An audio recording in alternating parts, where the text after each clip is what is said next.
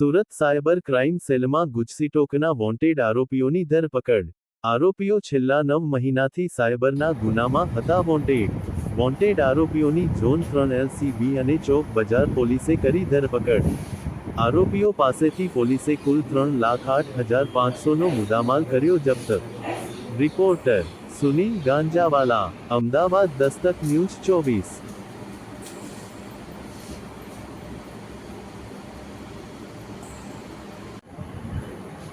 ऊपर जो मैं ऊपर जो हाँ बस तो पुलिस स्टाफ नंबर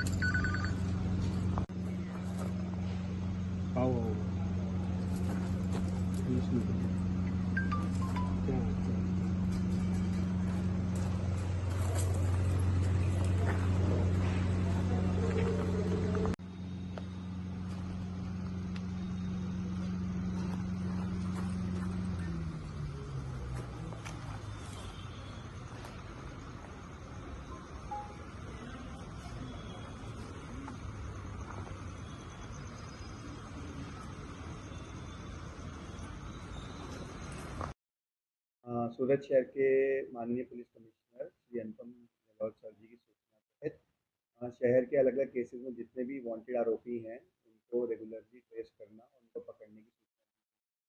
इसी अभियान के अंतर्गत हमें ये पता लगा कि चौक पुलिस स्टेशन विस्तार में सूरत साइबर क्राइम पुलिस स्टेशन के 2 आरोपी की मूवमेंट चल रही है। तो हमने डिटेल इन्वेस्टिगेशन किया, अलग अलग टीम बनाई और टेक्निकल एनालिसिस और ह्यूमन इंटेलिजेंस के अंतर्गत हमें पता लगा कि 2 आरोपी जो पिछले 9 महीने से वांटेड हैं, उनका यहाँ पे रेगुलर मूवमेंट हो रहा है। तो हमने उनको फिर डिटेन किया, एक टीम बनाई। उनको डिटेन करने के बाद हमें पता लगा कि इनकी कामगिरी इस तरह से है, ये जितने भी 2 आरोपी हैं, तो ये जितने भी भोले लोग होते हैं, गरीब लोग होते हैं, उनके नाम का अलग-अलग बैंक और फिर जो ये बैंक अकाउंट की किट्स जो होती हैं, वो कमीशन बेसिस पे आगे डमी अकाउंट तरीके जो साइबर फ्रॉडस्टर्स होते हैं, उनको प्रोवाइड करवाते हैं, जिससे कि यह होता है कि जितने भी साइबर क्राइम का पैसा है, वो इन अकाउंट्स में ट्रांसफ़र हो जाता है और ट्रांसफ़र होने के बाद इनका अकाउंट का ट्रेस नहीं हो पाता और इन अकाउंट से विड्रॉ हो जाता है। 2 आरोपी जिनको हमने पकड़ा है, उनके नाम दोनों भाई हैं और पहले का नाम है निखिल भाई दिनेश भाई मकवाना, की उम्र है 26 साल और दूसरे का नाम है प्रतीक भाई दिनेश भाई मकवाना है 20 साल। ये जो दोनों भाई हैं, ये लोन कंसल्टेंसी का काम करते हैं। ये सूरत में सिद्धि विनायक अपार्टमेंट उदयनगर के रहने वाले हैं। उनका लेकिन जो मूल वतन है, वो गोंडल राजकोट का है।